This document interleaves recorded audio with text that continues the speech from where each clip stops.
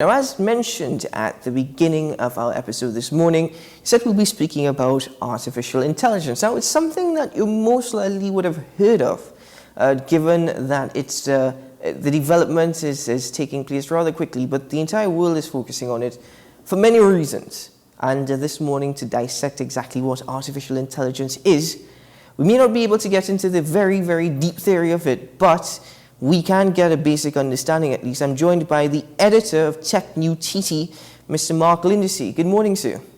Morning. Well, thank you very much for joining me. I'll start by asking you, exactly what is artificial intelligence? I mean, it sounds as though it's just this brain that you squish together with a lot of information, but what is artificial intelligence, and are there different types of artificial intelligence? Okay, so artificial intelligence. It's been around for a while, but in the last, I would say, year to year and a half, it's picked up a lot of steam, largely as a result of all the research that's gone into it and the way that people have been applying it to practical use. What it is a system of networking computers and programming them so that they expand on the human capacity to digest, sort, and regurgitate information. So that you've got a lot of different applications for that model. There are visual applications, there are text applications. The ones that have been really popular recently have been in visuals, things like Lensa and Stable Diffusion, where people have been feeding prompts or actual photographs into a computer system that then extrapolates new pictures out of them. The other big name in that is ChatGPT. Yes. Which is the result of a large language model where a great deal of information has been digested into computer systems and is capable of producing text that is readable to humans as if it had been created by a human. So that's raised some concerns and so on. Now, you said as if it were created by a human. You know, is it not that artificial intelligence works with what humans and researchers feed it? Or is it that it creates its own? Well, let's not say created. The term that is used to describe what artificial intelligence does is generated. So the term that is now being applied to artificial intelligence is what we call generative AI, which is to say that as a result of ingesting a certain amount of information and being fed certain prompts, in the case of ChatGPT, you may ask it a question. In the case of something like Stable Diffusion, you may enter a set of keywords and it will respond to that by generating either an image or a response. Now, the many concerns, I mean, one of the things that is that artificial has been touted that it will help mankind with productivity. But there are also concerns with regard to that and just how influential or powerful artificial intelligence can become as a tool. With that in mind, where are we heading right now, given how in the last year and a half, how quickly it has evolved? Okay, so guessing the future is, I have to tell you, a bit of a fool's game, because the future will always surprise you. There was no way that someone looking at a Model T Ford could imagine an earth mover. The jump from that to that is logical in retrospect, but impossible to imagine when you were looking at this thing that came along to replace horses. Right now, the applications of generative AI have us in a place where if the thing that you do is repetitive and falls along the lines of certain rules that are predictable, there's a very good chance that that job will not be done by humans in the future. Okay. So then artificial intelligence comes with, I suppose, a list of obligations, trying to understand what it does not do, as well as analyzing its risks. Well, okay. Analyzing risk is something that governments do. when it comes to technologies like that. Analyzing personal risk, which is to understand, one, what you do, how that could be adapted to an artificial intelligence model, and then how you plug into that is kind of important. The other thing that you have to understand is that particularly in terms of text generative AI, these machines are not left to run on their own.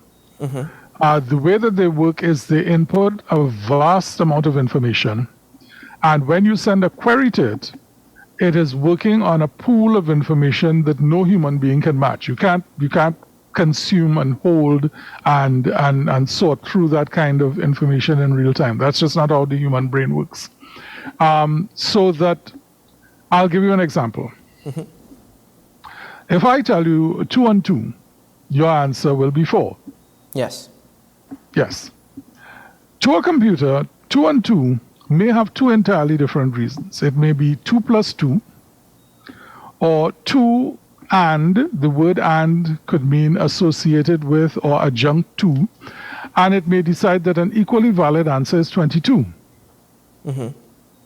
And that would be just how it thinks. So a lot of work is being done, particularly in popular tools like ChatGPT, by humans to filter and train these models so that they don't generate, gibberish. Answers that sound perfectly logical, but are either completely untruthful or completely illogical. Because they don't operate with the restraints, conditioning, and learning that humans go through in their formative years. So the two equally opposite things may seem perfectly logical to an artificial intelligence. So you'll see that there are a lot of people who are in the business of training these models, which is to say, this is an acceptable answer, that is not an acceptable answer, and that's going to go on for a while. Well, would this also allow for improved analysis and data-driven decisions? I mean, given what you just said and suggested by it can have 2 different meanings, but would it also lead to an improvement in data-driven analysis and decision-making? I would say that it already has. Let's talk about the business that we're in. Let's talk about journalism. Yeah. Let's say reporting sports, and these are things that are happening now. There's a company called Universal Robots in Europe who do a kind of generative AI designed for journalism. So that there are countries in Europe where they're mad for football. So they have endless leagues and endless results and so on. So something like Universal Robots can be programmed to look at statistical data generated by all these leagues and turn them into stories. So that, for instance, it could look at a spread of a 1-goal win and say it was closely fought. It could look at a 20-1 win and say it was a total walkover. It can insert information into its reporting that makes it sound like it was written by a human. It doesn't go overboard in that because it's really just doing these small capsule reports in text. But I mean, this is a thing that people are doing. They are filling websites with information that's generated by robots that is perfectly acceptable because it would take hours and hours for a human being to do it, and it can be generated in a matter of minutes by an AI program. Does that, I know this sounds a bit peculiar, but again, for the sake of the audience, does that mean that there's a possibility you and I can be out of a job? If the work that we do depends on minor intellectual input, let's say, for instance, rewriting a press release. You could create a series of templates as to how a press release should be rewritten, and checking that before publication would not be the business of a writer, it would be the business of an editor.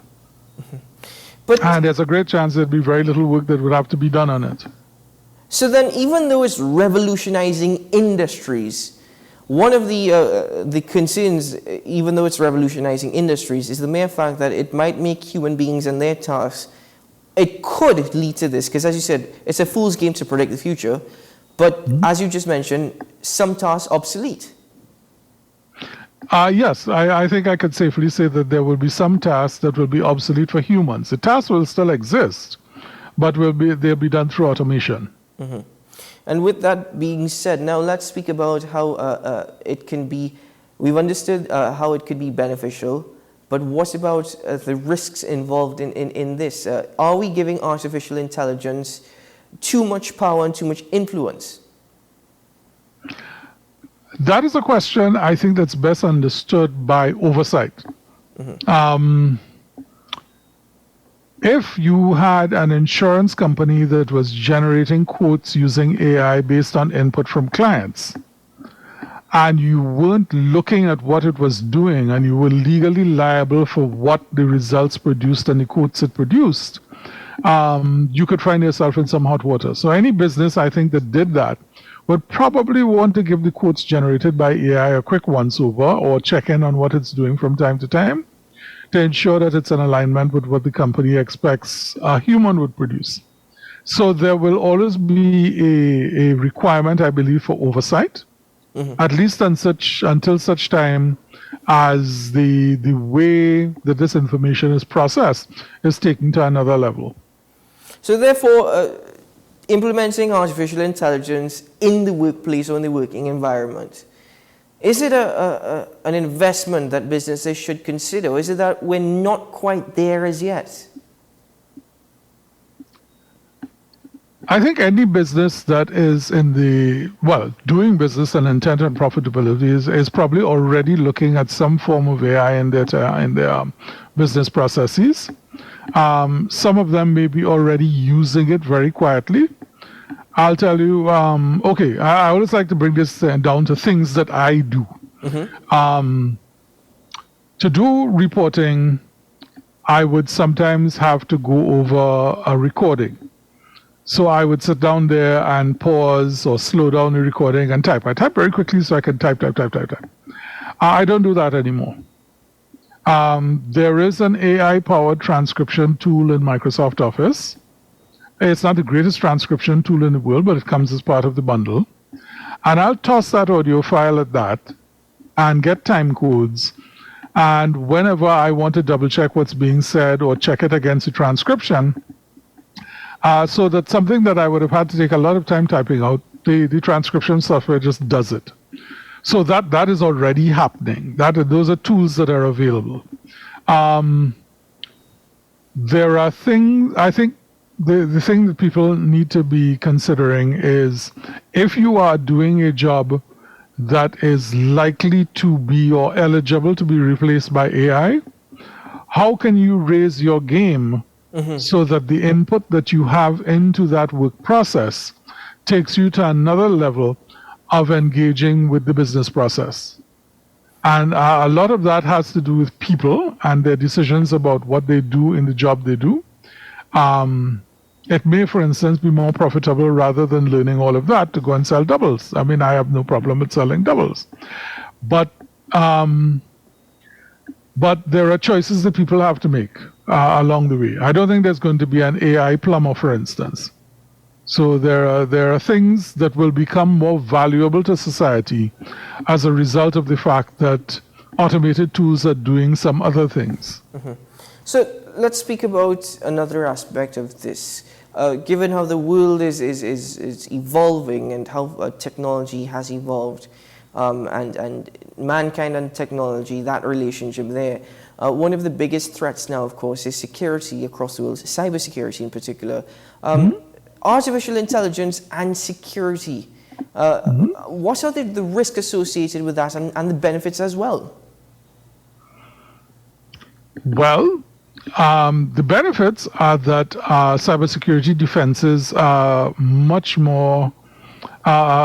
faster at responding to threats because they can extrapolate threat scenarios out of raw data much faster than human beings can. The problem that arises, of course, is that artificial intelligence makes tools that break, say, brute force codes much more potent, so that older tools that simply did machine replication of possible passwords may not necessarily be the way that password breakers work in the future, for instance. They may be powered by AI. That AI may be influenced by ancillary factors associated with the company they're trying to break into. There's a bit of a hot mess going on there right now, where previously unbreakable levels of encryption now are being reconsidered in the light of AI. Oh, so given that, also, is there a risk in terms of security to utilizing AI? Because you mentioned earlier at the beginning of this interview that artificial intelligence is a set of computers generating information. With a set of computers, given the AI, for example, like ChatGPT, is it easy now to actually manipulate artificial intelligence? Is it secure? That has a lot to do with the keepers of the language models that are being developed. And we talk a lot about ChatGPT, but it is not the only language model in existence. And there are a lot of commercial tools being put on the market that use alternative language models. There are tools, for instance, that generate text for websites. So if you put up a website and you want to have text on it, there are tools that will generate things given information that you input into it. So you don't have to write it. It just spews out information that you can post to a website quite cheerfully. I think no, go ahead, Mr. Lyndersay, go ahead. Yeah. The quality of the language model and the way that it's supervised is one of the things that I think is going to separate models. So that people will go like, okay, what language model is this based on? Is this something that I want to be associated with? We're seeing that playing out in a big way with how Google is formulating its response to ChatGPT. Google has its own AI bot that is a bit behind ChatGPT, but they are trying to find ways to implement bot that give it a bit of an advantage over ChatGPT, and they're still very much in the process of working out how that's going to work. Now, most recently, the University of the West Indies has held a conference in regards to, you just mentioned ChatGPT, though it's not the only form of I think you've mentioned languages there, but in that sense, it's also a concern because it may also allow for students to have less responsibility, less task, and perhaps cheating the system. Is there any sort of way to try and prevent this? Because, okay, for example, you know, we used to, when you used to write your paper, you used to put it through something, a program called Turnitin. Now, if ChatGPT is generating, for example, papers that are unique, it's considered the author's own, how do we now decipher the genuinity of that document? AI. Again, another AI tool. There are AI tools that look for patterns that are in alignment with the way the text is generated through ChatGPT and other AI text generation tools. There's also talk of embedding specific patterns into text that's generated by these models so that other investigating tools can spot them very easily.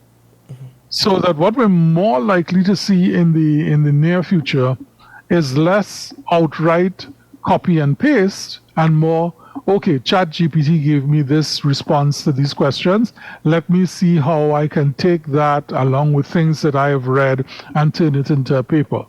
There's still a chance of plagiarism because you may copy paste too much of the stuff that comes out of a generative model, but it's more likely going to be inspiration rather than a desperation, I suppose.